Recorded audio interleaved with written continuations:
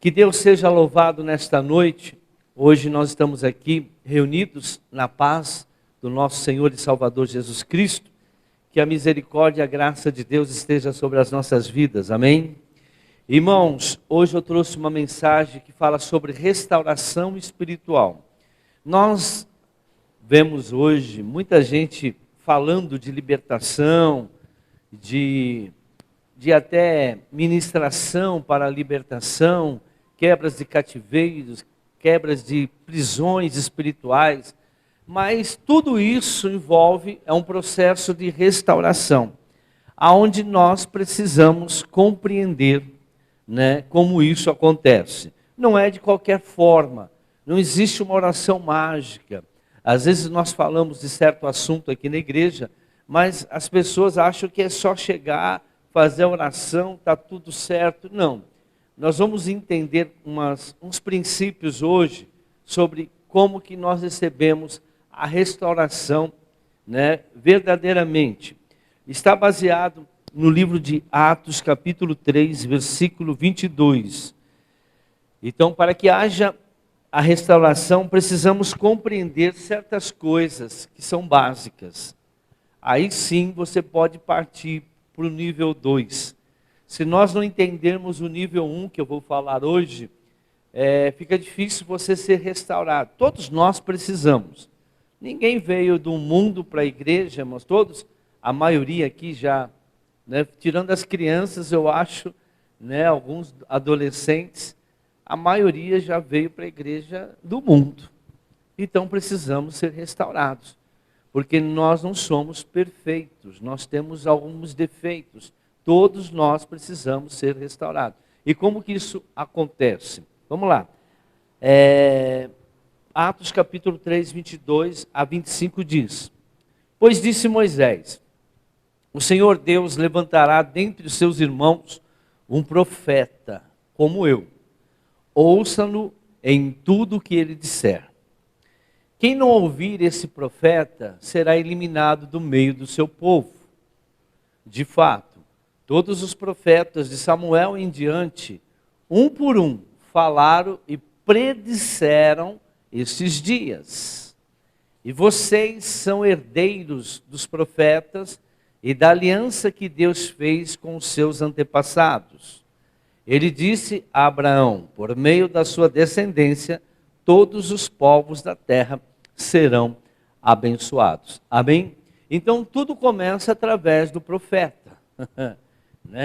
A nossa restauração, ela veio, o profeta que ele está dizendo aqui, claro que é o Senhor Jesus, e aquele que não estiver nele, aquele que não crê na profecia dele, nas palavras dele, nós vamos falar sobre isso também, desde Gênesis, Apocalipse, nós temos que parar com esse negócio do pessoal, tem um pessoalzinho aí que é do Novo Testamento só. Isso já é uma armação, uma armadilha de Satanás. Não. A profecia, do livro da profecia é de Gênesis, Apocalipse. Desde Gênesis, Deus já falou que Jesus viria para derrotar Satanás.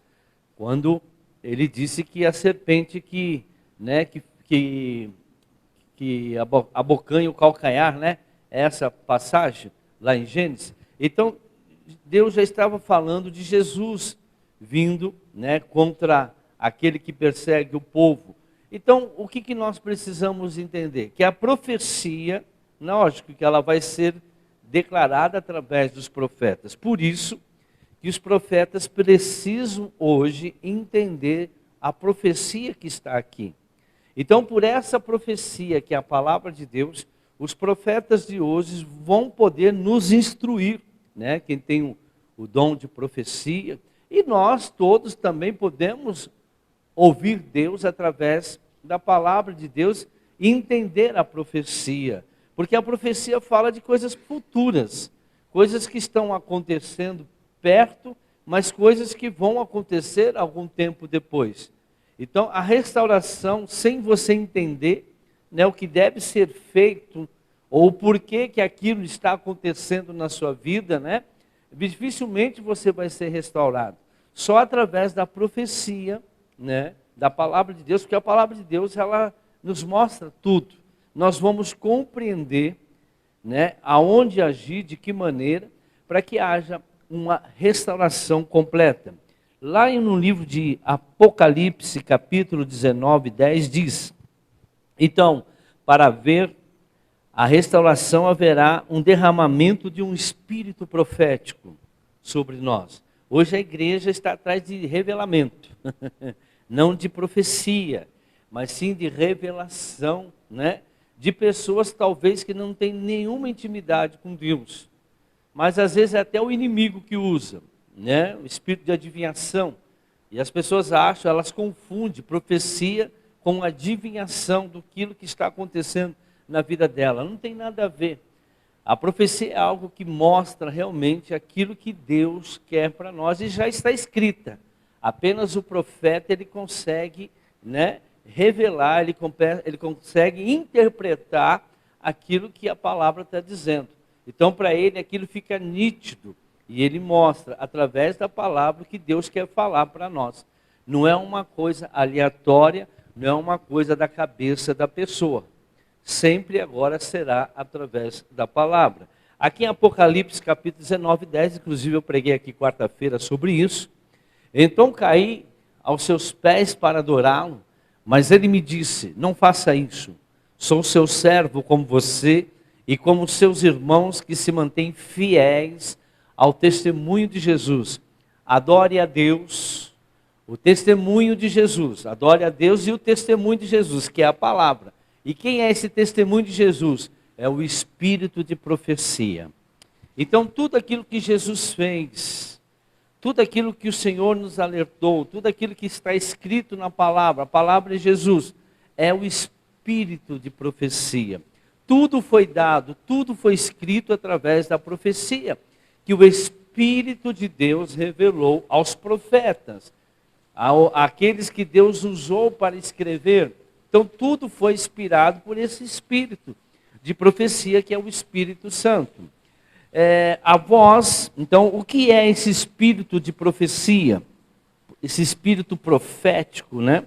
É a voz do Espírito Santo revelando através da palavra Jesus.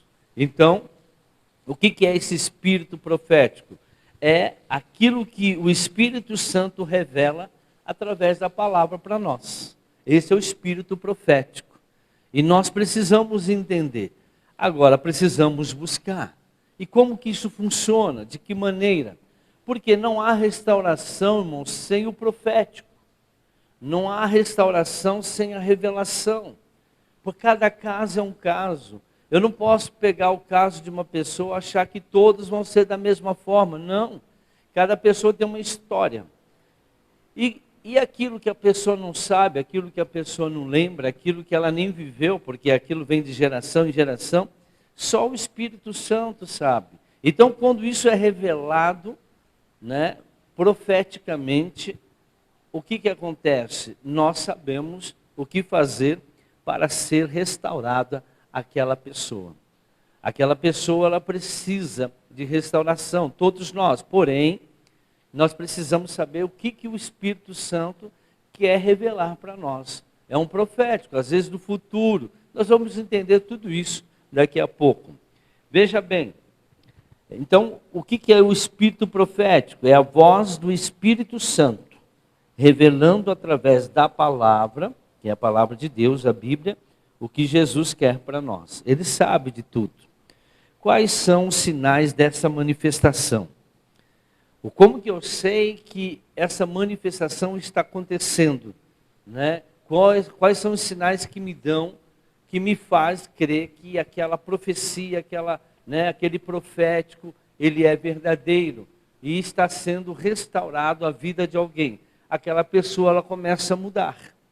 Aquela pessoa, através da profecia, do profético, ela começa a ter alguns sinais que vão nos mostrar que aquilo lá veio de Deus. Primeiro sinal dessa manifestação: governantes de Deus sobre os ímpios. A pessoa passa a governar os ímpios. Os ímpios não têm mais autoridade sobre eles. Os ímpios não dominam mais eles. Os ímpios não governam mais a vida deles. Muito pelo contrário, os ímpios começam a ser submissos a ele. Ou seja, a pessoa ela vira cabeça, não mais cauda. Então os ímpios não mais ofendem, os ímpios não conseguem mais tocar nele. Por quê? Porque o Espírito, né, quando foi restaurado profeticamente, a pessoa ela começa a ter domínio, né? Assim como a palavra do Senhor diz, Ele não quer que nós sejamos caudas, mas o quê? Cabeça. Foi para isso que Ele nos chamou, para ser líderes, naquilo que Deus nos chamou. Ele não quer que nós... Agora tem gente ainda que fica à mercê de ímpios, de pecadores, de pessoas do mundo, sendo que ela poderia ser uma pessoa já independente. Porque a restauração traz libertação. Ela não fica presa a nada deste mundo. Ela não fica presa a nenhuma instituição. Ela não fica presa, por quê? Porque ela é independente em Cristo Jesus. Ela consegue o domínio, ela é líder onde ela vai. Ela começa a liderar, ela começa a pessoa subjugar as coisas. Não é que ela se torne um autoritário, mas ela vê as coisas diferente. Ela começa a ter a revelação e tudo aquilo que Deus, né, começa. Ela era uma pessoa escrava, ela era uma pessoa que era dependente, era uma pessoa que era humilhada, né? Até mesmo dentro do casamento, o marido talvez era um estúpido, né, um cavalo, a esposa tinha um espírito de Jezabel, autoritária. Isso começa a mudar. Ele começa a assumir a autoridade dele como marido, ela se subjuga a ele, ele começa a ser um homem mais amoroso, mais sujeito à palavra de Deus. Então você vê que está tendo uma restauração na vida dessas pessoas. Outro sinal que a gente pode ver, luzes no meio das trevas, ou seja, a pessoa começa a ter revelação também. Uma pessoa que está sendo restaurada, ela começa a ouvir Deus. O Espírito Santo também fala com ela. Lembra da mensagem de quarta-feira? Há uma guerra espiritual entre o reino das trevas e o reino de Deus. Mas para eu vencer eu tenho que ter revelação. Por quê? A revelação é a luz. Aonde existe luz, as trevas desaparecem. Aonde tem luz, as trevas não. O problema nosso, irmãos, não é o diabo. Não é Satanás, não é demônios que representam as trevas, que trazem trevas. O problema nosso é nós termos pouca luz. A Bíblia diz que nós temos que ser a luz do mundo. Eu dei até como exemplo isso. Deixa eu colocar aqui. Suponhamos que isso aqui seja as trevas e o microfone seja a luz. Então, se não tiver isso aqui, a luz está iluminando. Mas se tiver isso aqui em volta, não adianta ter luz. A sua luz vai ser pouca. Não vai iluminar o suficiente para destruir todas as trevas. Então, o que está causando essa falta de luz? Tem algo como um manto, né, sobre você, escuro, que não deixa a sua luz refletir. E qual é a sua luz? É o Espírito Santo que está dentro de você. É Ele que te convence, é Ele que te revela, é Ele que mostra. Agora, o que são as trevas? São o pecado, a iniquidade que impede dessa luz brilhar. Enquanto você não tirar isso, está dando legalidade às trevas, ou seja, a tua luz que está dentro de você não vai brilhar. E as trevas ficam. Não adianta você ficar orando, jejuando, expulsando demônio, ficando 40 dias orando. Isso não expulsa as trevas, né? O que expulsa as trevas são as revelações proféticas que Deus te dá através da palavra. Você tem um entendimento e você começa a agir. Isso chama-se, porque isso te dá uma certeza, porque Deus fala com você. O que é a fé? A certeza das coisas que você espera, a prova daquilo que você não vê. Tem gente que fica orando, não que você não deva orar, não que você não deva se consagrar, mas não é isso que destrói trevas. O que destrói as trevas é você fazendo tudo isso, você para obter o quê? A revelação profética. Aquilo que vai mostrar para você Por que que tem aquele mal? Por que que está acontecendo aquilo? Qual é a legalidade que está dando para aquele mal continuar na sua vida, sendo que você é de Deus? Na minha Bíblia está escrito que Jesus levou todas as doenças, mas a pessoa continua doente. Na Bíblia diz que Jesus quebrou toda a maldição, mas a pessoa continua ainda com vestígios de maldições na vida dela. Casamento não dá certo, o do pai não deu, da mãe não deu, e assim por diante. Algum problema de droga na família que não cresce, que cresce cada vez mais, cada geração está piorando. Aí você olha, o pai era, o avô era, tudo viciado em alcoolismo, em droga. Por que que isso não foi quebrado? Isso é um vestígio, que existe uma legalidade. Ah, mas eu oro, mas eu vou na igreja, mas eu dou meu dízimo, a minha oferta. Não é isso que tira. O que tira é essa revelação, essa luz que vem através da profecia. Eu faço tudo isso para que eu possa ouvir Deus. Quanto mais próximo você estiver de Deus, mais você vai ouvir. Quem está lá na rua, é que eu estou com o microfone, né? Dá para ouvir. Mas se eu tirar o microfone, quando eu falar aqui, né? Vou tirar o microfone. Lá fora já não estou me ouvindo. Mas aqui dentro dá para ouvir. Agora, quando eu ponho o microfone, dá para ouvir lá fora. Ou seja, quanto mais eu estiver sensível ao som, à voz de Deus, mais Ele vai falar comigo. Não é o Senhor que está negando revelar. Às vezes nós estamos aí ouvindo muita coisa. É como eu falei na mensagem passada, o pessoal está ouvindo muito barulho, irmãos. O barulho do dia a dia, preocupação do dia a dia. É dinheiro, é conta, é isso, é aquilo, é filho, trabalho, é agenda, é Facebook. Eu preciso postar no Facebook, eu acabei agora de fazer minha unha, eu preciso mostrar para as minhas amigas que eu fiz minha unha está linda, maravilhosa. Eu acabei de fazer o meu cabelo, preciso postar para as invejosas e assim por diante. Não, hoje eu fui viajar, cheguei na praia, coloquei o pezinho na água, eu tenho que tirar foto, que eu molhei meu pé lá na água, eu preciso mostrar. Então as pessoas ficam preocupadas com essas coisas. Então o inimigo fica falando, faz isso, faz aquilo, né? Orgulho, a pessoa, o exibicionismo, né? Todas essas coisas que as pessoas, altivez, que a palavra de Deus condena, mas o povo crente está fazendo. Né? Se não tivesse o Instagram, se não tivesse o Facebook, como que você faria antigamente? O que você ia fazer? Ah, sei, você ia mandar revelar as fotos, imprimir as fotos, colocar no envelope, colocar no correio, ou mandar por e-mail. Antes do e-mail, então a gente tinha que mandar por uma foto para cada parente, para cada amiga. Alguém fazia isso, irmão? Agora é mais fácil no botãozinho. Preste atenção no que você está fazendo, irmãos. Fuja da aparência do mal. Essas coisas de internet aí, a Bíblia diz, quer comais, quer bebais, quer façais qualquer coisa, faça para a glória de Deus. Se for para a glória do homem, cai fora. Cai fora. Não glorifique o homem, não se exalte. Ah, mas não é, irmão, isso já entrou na mente dos carnais. E Deus não consegue falar com você. A profecia não consegue entrar dentro de você, porque você precisa ser restaurado. Fuja da aparência do mal, fuja. Tem muita gente, a tua vida privada não é para ser exposta. A Bíblia diz, não descubra a tua nudez, a sua intimidade.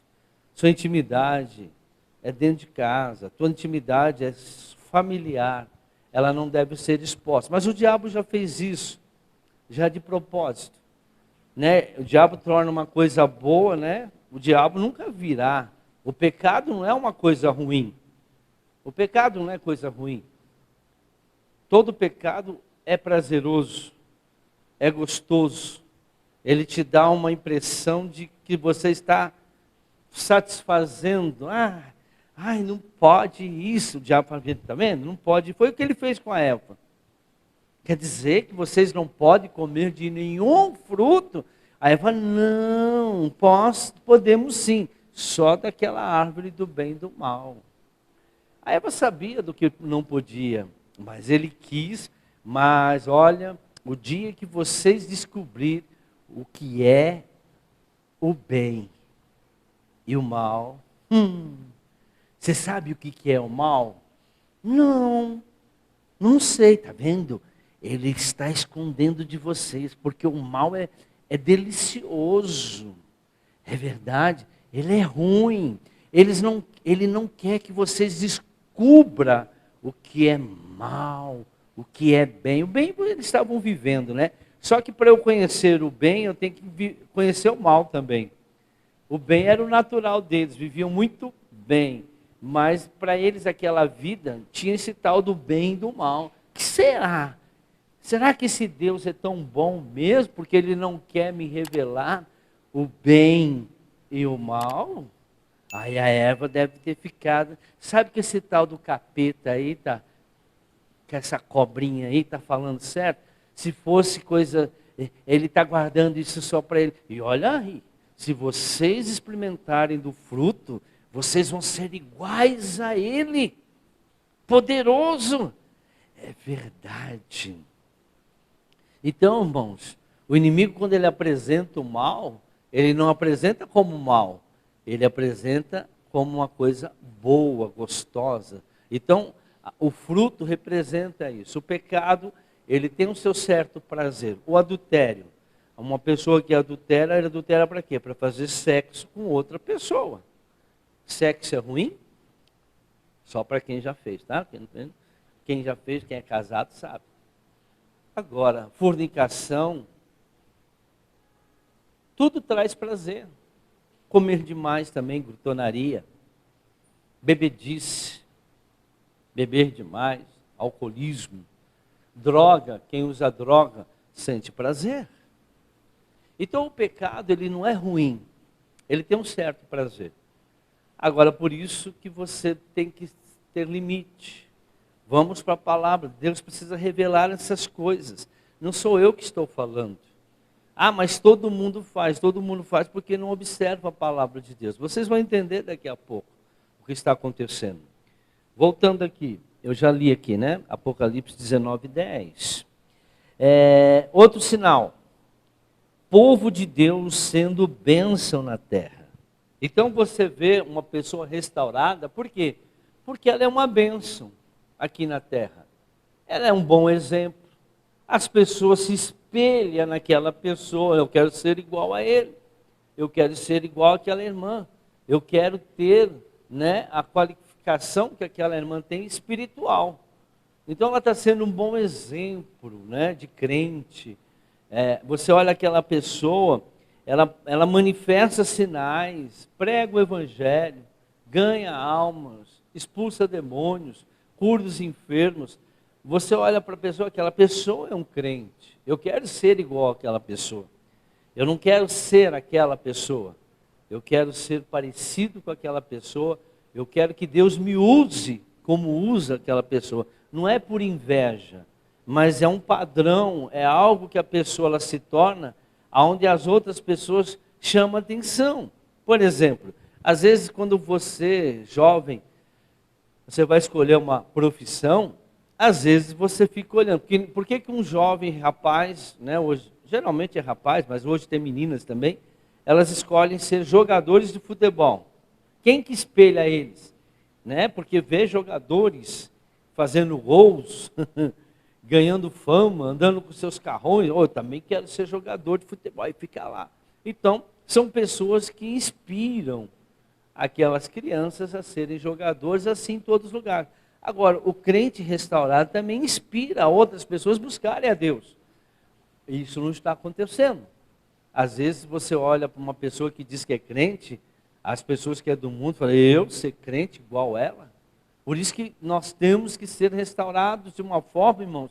Uma pessoa restaurada, ela manifesta esses sinais que eu disse agora há pouco. Então, eles são governantes de Deus sobre os ímpios, são luzes no meio das trevas e povo de Deus, né, que são bênçãos aqui na terra.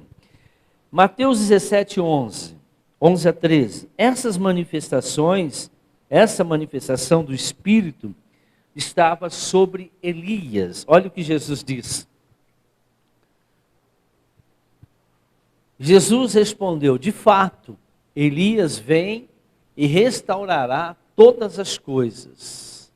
Mas eu digo a vocês, Elias já veio e eles não o reconheceram. Elias era um profeta, mas fizeram com ele tudo o que quiseram. Da mesma forma, o Filho do Homem será maltratado por eles. Mais um.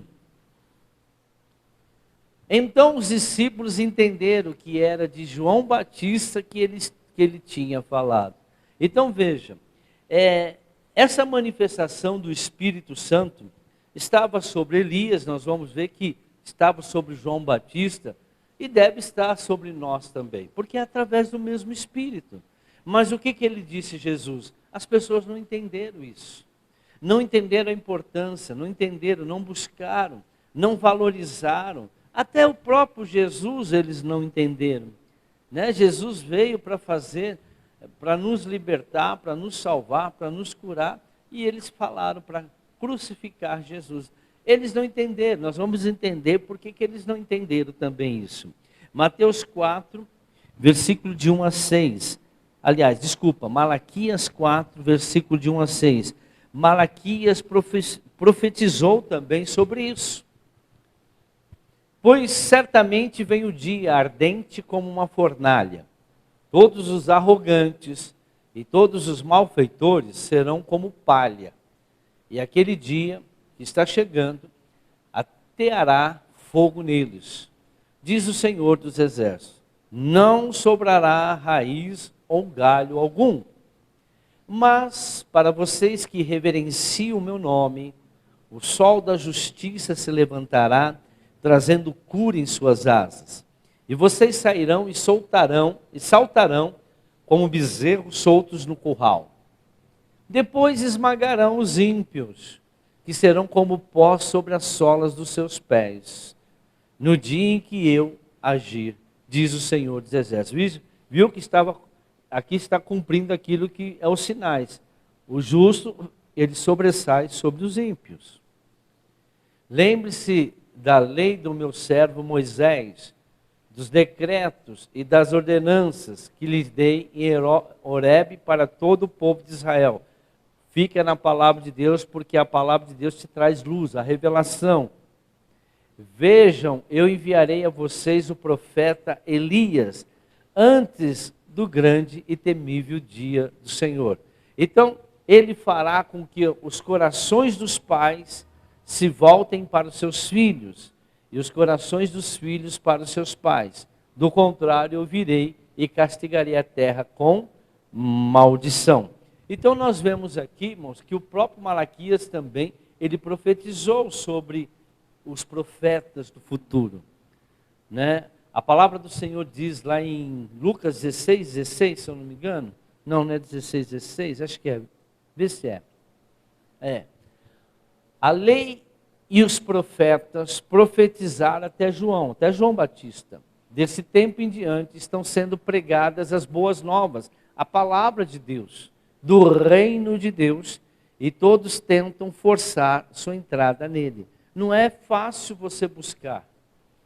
Então, da maneira que era o João, porque antigamente, né, o Elias, todos os profetas que, né, viveram, até João Batista, Deus falava diretamente com eles. Eles não ficavam naquilo que estava escrito. Então Deus eles tinham uma intimidade profunda. Mas isso durou até João Batista. A partir dele agora nós temos que nos esforçar para entrar no reino de Deus, porque no reino de Deus, Deus fala conosco. E Jesus falou: ninguém vem ao Pai se não for através de mim. Eu sou o caminho, a verdade e a vida. Então a profecia agora, ela virá, né, a confirmação. Você pode até ter uma visão, você pode até ter uma direção, mas sempre haverá uma confirmação na palavra de Deus. Porque a profecia, ela tem que sair da palavra de Deus. Quem tem dom de profeta, eles são diferentes, porque eles recebem a visão primeiro e depois a confirmação na palavra. Nós não. Quem não tem o ministério, né? Quem não é profeta por ministério, primeiro recebe a palavra, depois recebe a revelação. Agora, quem é aquele que tem o dom? Agora, por isso que você tem que tomar cuidado ao ouvir uma profecia. Cadê a palavra que confirma essa profecia? Se não tiver, é revelamento. É um revelamento, é uma adivinhação. Por quê? Porque não veio da palavra de Deus. Então, irmãos, a restauração de uma pessoa, espiritualmente falando, ela depende daquilo que Deus vai revelar a nós, através da palavra. Porque é através dela que nós vamos. Não adianta ficar expulsando demônio, não adianta você ficar fazendo ministração, quebra de maldição, se você não tiver direção. Tem que se fazer tudo isso, porém tem que ter uma direção profética de Deus. O manto profético, João 16, versículo 8 a 11. De Elias e depois de João Batista, de Elias e depois de João Batista. É um fruto, né, o manto profético é um fruto transbordante de arrependimento e compreensão da verdade pelo povo de Deus. Preste muita atenção nisso que eu vou falar agora. Quando ele vier, convencerá o mundo do pecado, da justiça e do juízo. Do pecado, porque os homens não creram em mim. Da justiça, porque vou para o Pai e vocês não verão mais. E do juízo, porque o príncipe deste mundo já está condenado. Amém? Então, irmãos, tudo começa com arrependimento. Tudo começa com uma restauração, uma salvação. Quando Jesus, João Batista pregava, a primeira coisa que eles pregaram era: arrependei-vos que vos é chegado o reino de Deus. Se não houver a revelação, se você não compreender que você tem que largar o pecado, porque já está tudo feito profeticamente, Jesus já pagou o preço, está consumado. Mas tudo aquilo que ele consumiu lá, que ele consumou, lá na cruz do Calvário, lá em Efésios 1 e 3, diz: todas as bênçãos já foram conquistadas em Cristo Jesus, nos lugares celestiais. Tudo aquilo que ele já consumiu, está feito, já está feito, já está programado, já está tudo. Eu preciso me arrepender para ter acesso. Se eu não consigo tomar posse daquilo que Jesus conquistou na cruz por mim, por exemplo, verdadeiramente ele tomou sobre si todas as minhas doenças, mas eu continuo doente. Mas por que eu não consigo? Eu preciso saber qual é o motivo. Através do profético, do manto profético eu posso. Todos nós temos acesso à revelação do Espírito Santo. Mas é como em Lucas 16 diz: eu tenho que me esforçar para buscar o reino e a justiça dele em primeiro lugar. Deus não vai falar com o ímpio. Deus não fala com o pecador. Deus fala com o justo. Esforça-te, tenha bom ânimo, ou seja, coragem, que eu sou contigo. Não importa, você tem que buscar. Quando eu sei que aquilo é verdade, né? Por isso que a Bíblia diz: eu, Senhor, não me agrado daquele que larga a mão do arado e olha para trás. Se você que diz que crê em Deus, então você nunca vai desistir. Eu preciso ouvir a voz de Deus. Eu preciso ouvir a profecia. Eu não sou daquele que, nós não somos daquele que larga a mão do arado e olha para trás. Nós somos daquele que persevera até o fim, até vir a palavra de Deus. É como Jacó: enquanto o Senhor não me der a bênção, eu não vou largar o anjo. Me dá a minha bênção, depois você sobe. Ele insistiu. É como aquela viúva que ia até o juiz iníquo, falou: seu juiz, faz justiça. Sai para cá, sai para lá, velha. Eu não vou fazer justiça. Ele era ímpio. Mas no outro dia ela estava lá: seu juiz, faz justiça. Jesus falou: presta atenção nessa mulher. Ele: sai para lá, não vou fazer justiça. No outro dia ela estava lá: seu juiz, faz justiça. Eu vou fazer justiça nessa mulher, para ela parar de me encher a paciência. Aí Jesus falou: presta atenção nela. Ela foi insistente. Ela foi perseverante naquilo que ela cria. Agora, se você não crê que Deus vai falar com você, desiste, irmãos. Desiste de ser crente. porque Deus nunca vai falar com você. Deus só fala com aquele que crê nele. Os sinais seguirão aqueles que creem. Sem mim não podeis fazer nada. E aí Jesus, o que ele falou lá? É Lucas 18 também, né? Vê lá a mulher do juízo iníquo lá. Acho que é Lucas 18, 18, alguma coisa. 18:7. Acaso Deus não fará justiça aos seus escolhidos? Veja, não é a qualquer um. Que clamam a Ele dia e noite, continuará fazendo-os esperar? Eu digo a vocês, Ele lhes fará justiça e depressa. Contudo, quando o Filho do Homem vier, encontrará fé na terra? Ele encontra fé, a certeza das coisas que você espera. Por que eu espero Deus falar comigo? Porque está escrito. Se eu não crer na palavra de Deus, o profético não funciona. Se eu não creio naquilo que está escrito, Deus não fala comigo. Eu sou o caminho, Jesus falou. Ninguém vem ao Pai através de mim. Você quer ser restaurado, mas você não crê em Deus. Você quer ser restaurado, mas não obedece a palavra de Deus. Você quer que mude a sua vida, quer ser curado, quer ser liberto, mas você não insiste em ouvir Deus. Até mesmo quando vem à igreja, às vezes você dorme na reunião. Você levanta para ir no banheiro. Você não valoriza a palavra de Deus. Você não lê a Bíblia todos os dias. Você não ora todos os dias. Você não passa um tempo com Deus todos os dias. Por quê? Porque você não crê nele. São sinais. Porque hoje eu tenho que me esforçar para entrar no reino de Deus. Não é uma coisa natural. Tenho direito, mas eu tenho que me esforçar. Esforça-te, tenha bom ânimo. Esse bom ânimo quer dizer, tenha coragem. Eu sou contigo. Lucas 3, 7, 9, já lemos? João dizia às multidões que saíam para serem batizadas por ele, raça de víboras. Pensou o profeta hoje chamar o povo de raça de víbora? Não fica um, meu irmão, se gritar raça de víbora, não fica um, meu irmão, na igreja. Não fica nenhum, meu irmão, nenhum. E João Batista, por quê? Porque Deus não está querendo todo. Não é que Deus não queira, sim, mas Ele está escolhendo. Deus amou o mundo que deu seu Filho para todos que nele crê. Não é qualquer um, é para aqueles que creem só. Quem não crê, Deus fala, não adianta. Adão e Eva não creram. Chegou uma hora, desobedeceram. Você vê que Davi desobedeceu. Você vê que um monte de heróis da Bíblia desobedeceram. Chega uma hora, a pessoa desiste. O Elias entrou em depressão, profeta, um homem de Deus, o dom de profeta, Deus falava com ele, Deus mostrava as coisas para ele, mas de repente, quando ele teve que enfrentar Jezabel, ele caiu em depressão, fugiu, falou, Senhor, não aguento mais não, me tira daqui, e passou a unção para o Eliseu, entrou em depressão.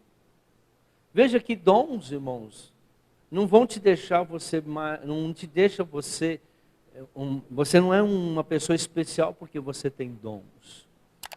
Lá em Mateus 7 diz, mas Senhor, em teu nome expulsei demônios, é dom. Fiz maravilhas, é dom. Profetizei, é dom. Apartai-vos de mim porque eu nunca te conheci. Vós que praticais a iniquidade. Você continua com a iniquidade.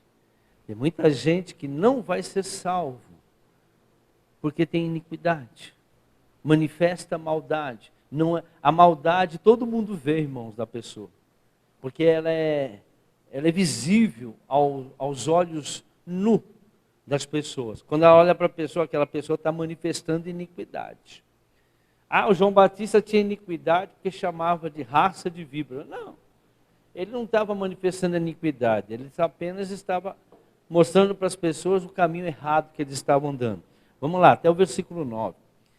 João dizia às multidões que saíam para serem batizadas por ele. Raça de víboras, quem deu a vocês a ideia de fugir da ira que se aproxima? Deem frutos que mostrem o arrependimento. Veja, primeira coisa, arrependimento. E não comecem a dizer a si mesmo: Abraão é nosso pai, pois eu digo que dessas pedras Deus pode fazer surgir filhos a Abraão.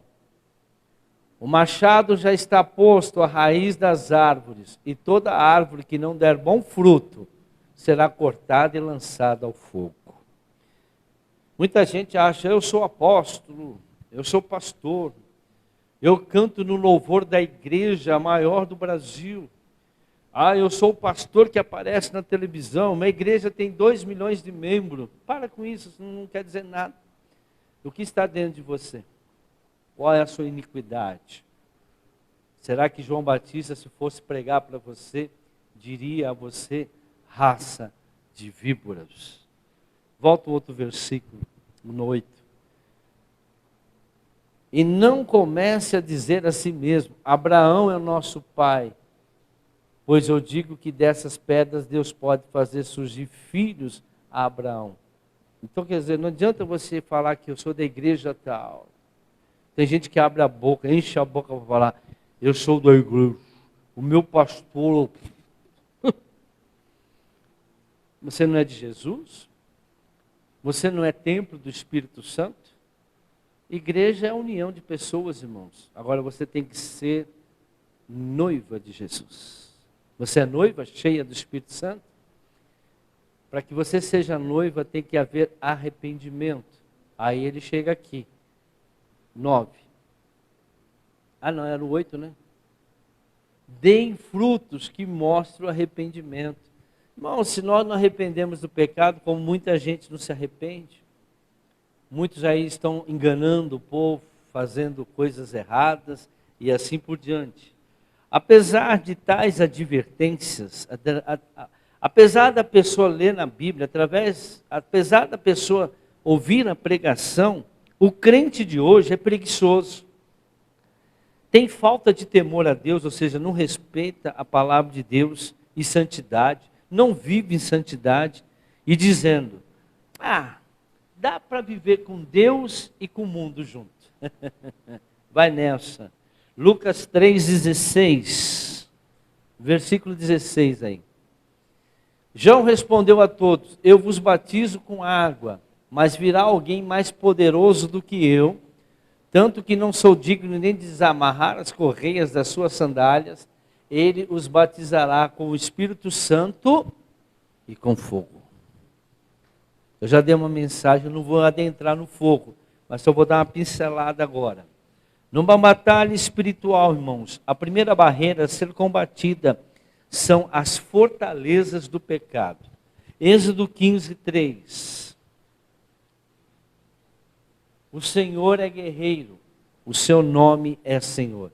Irmão, se eu sou filho de Deus, eu também tenho que ser guerreiro. Guerreira. Não existe crente que vai ser restaurado se não for de guerra.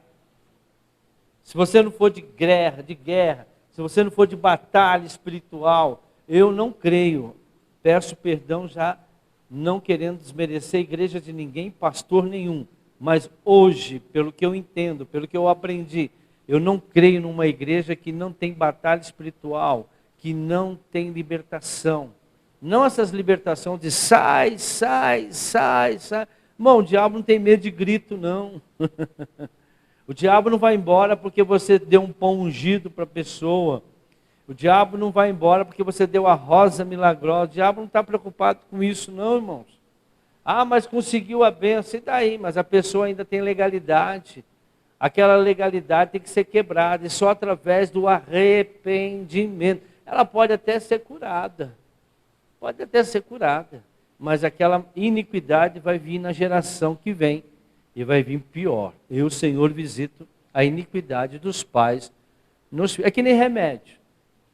Né? Eu vi um post hoje no Facebook que eu não concordei, mas também não quis nem saber. Remédio não te cura, irmãos. Te cura a carne. Às vezes remedia o problema, mas a causa do problema não. Porque a causa do problema sempre é espiritual. E se você não quebrar a legalidade daquele problema, talvez todos os sintomas, a cirurgia, tudo que você fez, humanamente falando, Por isso que muita gente ainda cai nessa, né? Os médicos são de Deus. Não, o médico é daquele que não crê na palavra de Deus. A misericórdia de Deus é grande. A pessoa acha que ela foi curada, ela foi liberta. Ela pode até ter sido curada fisicamente no plano físico. Irmãos, nós não somos carne. Você curou a carne e a carne vai para o pó de novo. Mas o teu espírito tem que ir para Deus. Agora, você quebrou a legalidade que trouxe aquela doença? Não. Pode ter certeza que a próxima geração ou a outra vai ter o mesmo problema ou pior. Porque não se cura problema com remédio. Se cura problema na guerra espiritual, quebrando a legalidade daquele mal. Toda legalidade existe um problema espiritual que está trazendo aquele mal na vida das pessoas. Aonde eu estou aqui, então o Senhor é guerreiro. Olha isso aqui. Não há nenhum poder das trevas, presta atenção nisso. Vou repetir. Não há nenhum poder das trevas que o Espírito de Deus, que está em você, não possa destruir.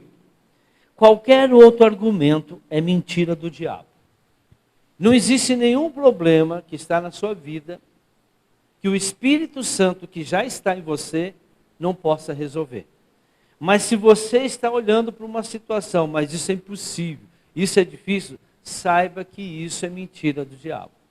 Porque se você não crê que o Espírito Santo que está em você não pode destruir esse mal que está em você, não pode te dar a palavra profética, a fé vem por dar ouvido à palavra profética de Deus, a palavra revelada.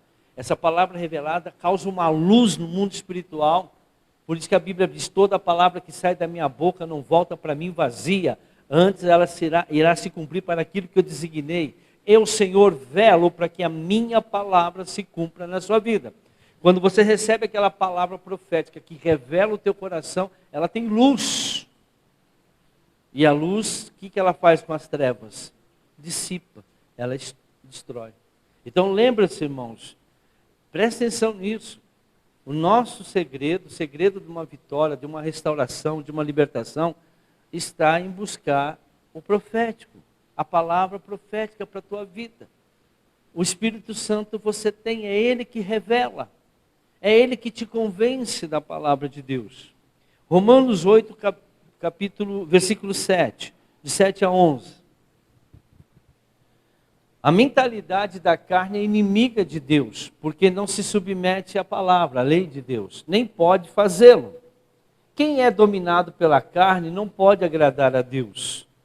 Entretanto, vocês não estão sob o domínio da carne, mas do Espírito, se de fato o Espírito de Deus habita em vocês. E se alguém não tem o Espírito de Cristo, não pertence a Cristo.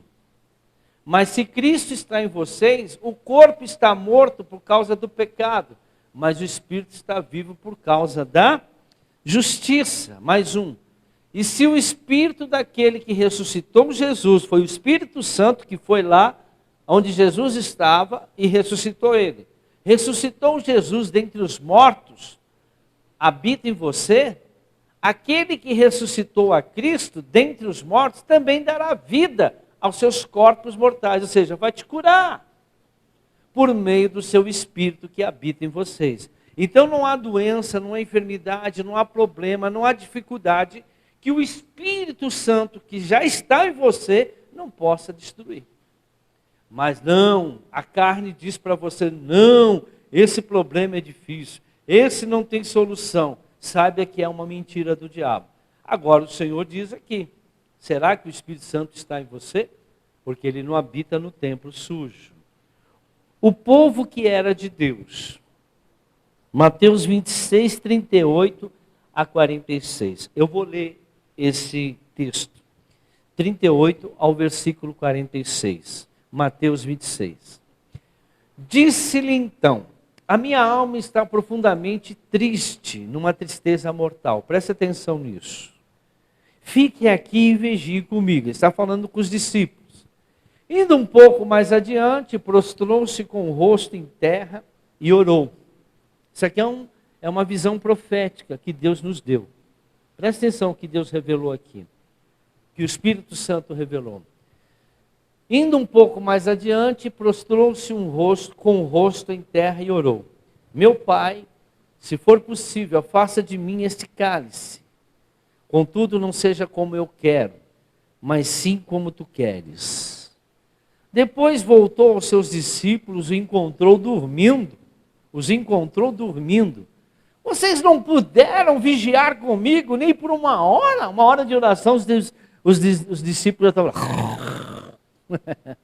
Perguntou ele a Pedro: vigiem e orem, para que não caia em tentação. A carne vai falar. O espírito está pronto, está dentro de você, mas a carne é fraca. E retirou-se outra vez para orar. Meu pai, se não for possível afastar de mim este cálice sem que eu beba, faça-se a tua vontade. Quando voltou de novo, os encontrou dormindo, porque seus olhos estavam pesados. Então os deixou novamente e orou pela terceira vez, dizendo as mesmas palavras. Depois voltou aos seus discípulos e lhes disse: vocês ainda dormem e descansam? Chegou a hora. Eis que o Filho do Homem está sendo entregue nas mãos de pecadores. Levantam-se e vamos. Aí vem aquele que me trai. Aí já veio o traidor. Irmão, Jesus, ele ficou triste. Algumas traduções dizem que Jesus chorou quando ele começou a fazer essas orações pelo povo. Por que ele chorou? Por que ele ficou triste? Se você prestar atenção, presta atenção, não dorme. Se você não faça como os discípulos, porque está aí, o dormir. Quem dorme, irmãos, está que nem os discípulos. Está que nem os discípulos, está dormindo. Jesus ficou triste, porque ele começou a enxergar o futuro. Ele viu que muitos estariam dormindo, muitos estariam dispersos, muitos não estariam interessados. E ele começou a sentir a dor de perder muitas pessoas que até começaram bem, mas no meio do caminho começaram a dormir, começaram a querer descanso, começaram a querer, principalmente aqueles que começam a crescer um pouquinho financeiramente, aí começa a querer desfrutar mais a vida do que a vida espiritual. Irmão, quanto mais você recebe, mais você tem que se entregar a Deus. Cuidado para que você não caia. O problema não é quando você está bem, o problema não é quando você está ruim. Quando você está ruim, você está buscando. O problema é quando você está no alto. Aquele que está de pé, cuide para não cair. Então Jesus orou, voltou, eles estavam dormindo. Foi lá, orou de novo, voltou, eles estavam dormindo. Orou e voltou, dormindo, descansando. Vocês só querem isso? A carne estava falando. E é por isso que ele entristeceu, porque aquilo era uma imagem do que ia acontecer. E muitos hoje estão se perdendo.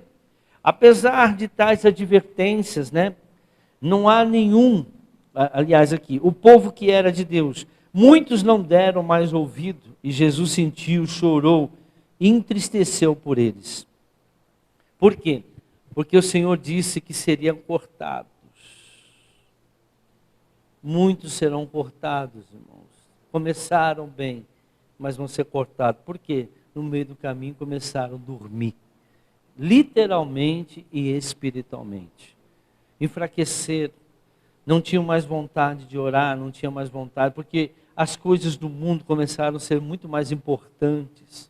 Os trabalhos, o dinheiro, começaram. Ele viu tudo isso e ele se entristeceu. Que mesmo ele morrendo na cruz por todos, mas nem todos iriam ser salvos.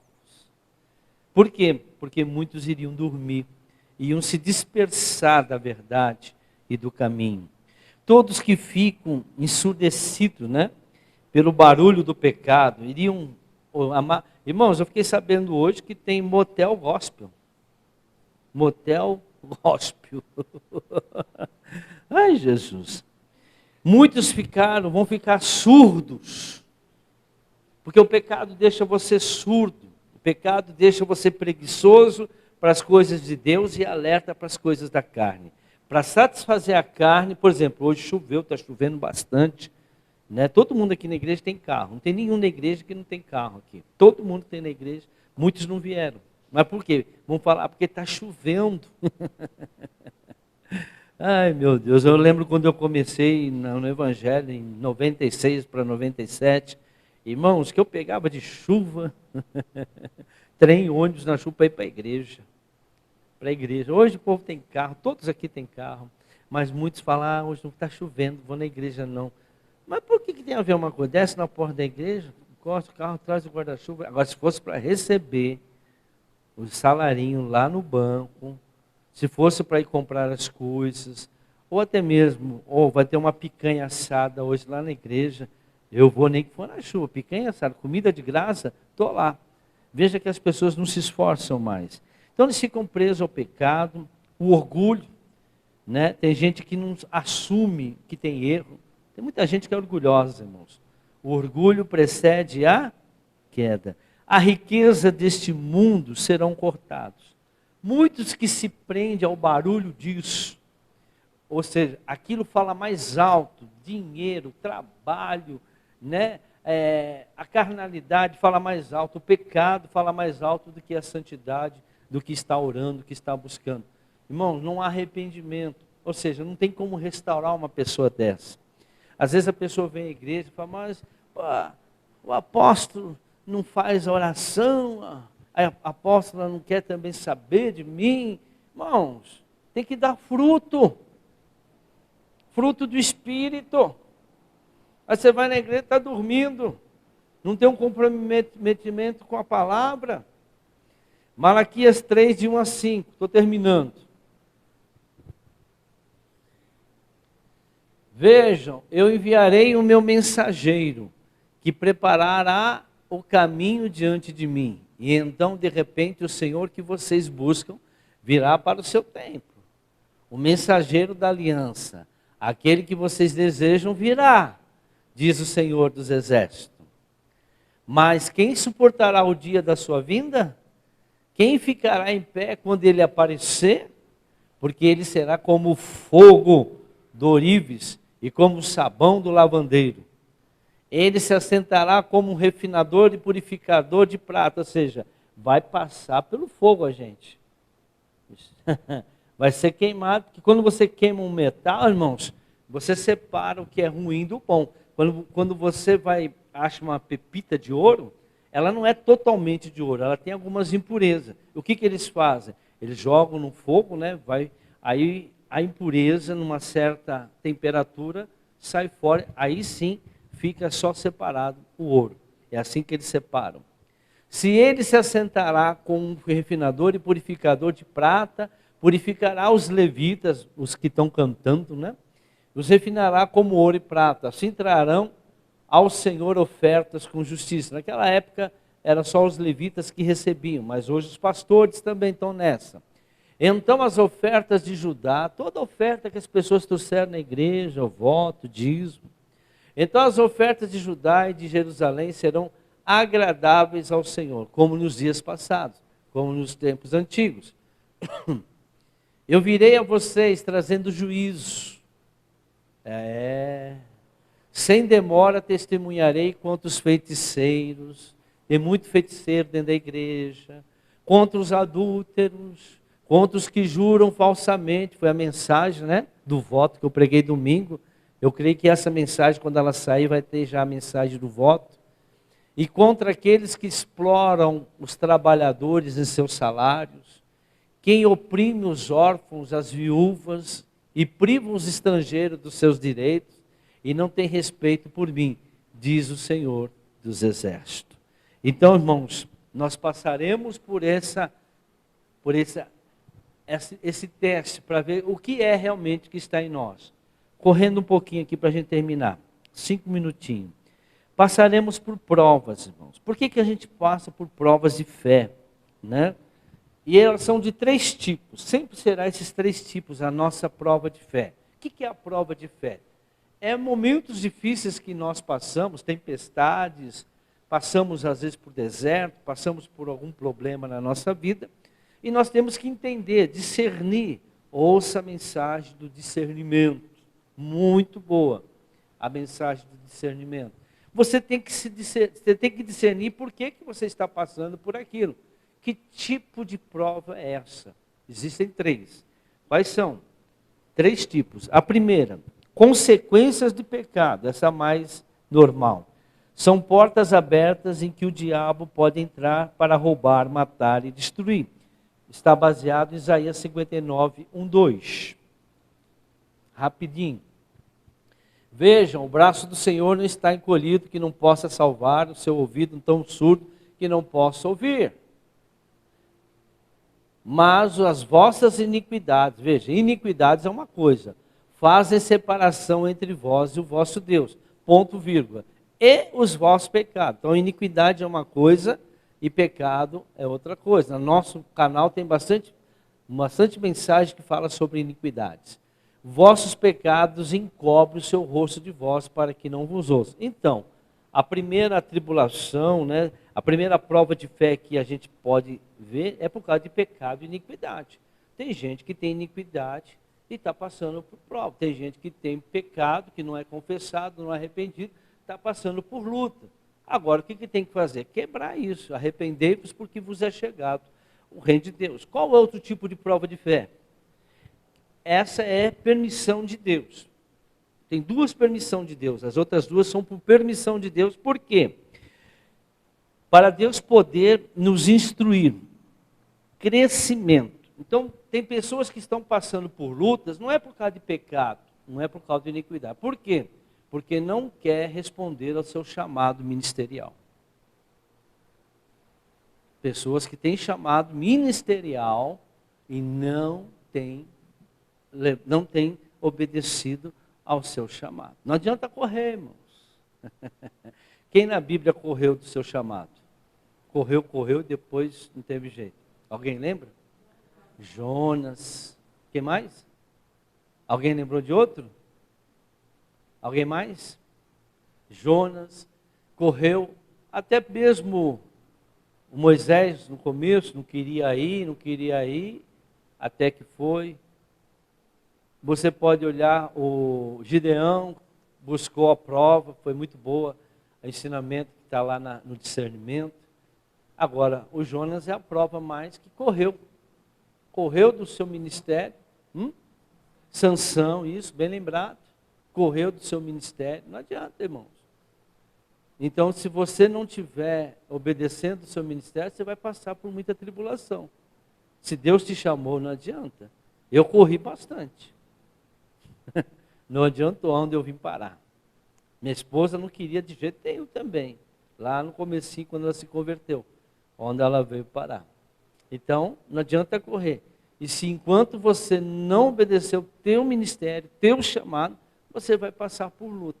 E aí não depende de Deus. Ele já te escolheu no ventre da tua mãe. Não adianta você achar que você deve ser, piloto de avião, se você é chamado para ser pastor. Você tem que obedecer o que Deus te chamou para ser. Se Ele te chamou para ser piloto de avião, vai ser piloto de avião. Mas se Ele te chamou para ser pastor, não adianta querer ser piloto de avião, que o avião vai cair. Então não tente. Amém? Uma outra permissão que acontece, permissão de Deus, que permite conhecermos tempestades, desertos e vale da sombra da morte, para termos um encontro com o fogo divino. Vou falar do fogo agora, terminamos. 1 Pedro 4, 12, 13. Eu vou ler esse versículo, nesse versículo nós vamos entender. Amados, não se surpreende com o fogo que surge entre vocês para prová-los, como se algo estranho tivesse acontecendo. Mas alegre-se à medida que participam do sofrimento de Cristo, para que também, quando a sua glória for revelada, vocês exultem com grande alegria. Irmãos, então Deus permite para aqueles que já estão no ministério passar por certos problemas e dificuldades. Por exemplo, quantos problemas e dificuldades nós passamos como pastores e tal, para quê? Se eu não tivesse passado por esses desertos, se eu não tivesse passado por esse problema, eu não tinha buscado conhecimento. Nunca ache que você que tem ministério de pastor, de evangelista, de apóstolo, seja lá qual for o teu ministério, nunca creia que você já sabe tudo. Quando Deus te der uma revelação daquilo que você precisa aprender, passa um período, daqui a pouco vem tempestade. Para quê? O que Deus está falando? Por que você passa por esse sofrimento? Para você adquirir mais conhecimento. Então não é por causa de pecado, não é por causa de iniquidade. É para que Deus te dê mais conhecimento, mais entendimento daquilo que Deus. Você vai ser enfrentado, você vai ser humilhado, você vai ser injustiçado. Irmãos, quantas dessas privações, provações que eu já passei, mas o que Deus estava querendo me mostrar? Você precisa aprender algo novo. E cada vez que você aprende algo novo, o teu ministério cresce cada vez mais. Então não fique preocupado com o fogo, né, que ele vai vir para que você aperfeiçoe o seu ministério. Amém? Glória a Deus. Então aplaudo o Senhor Jesus.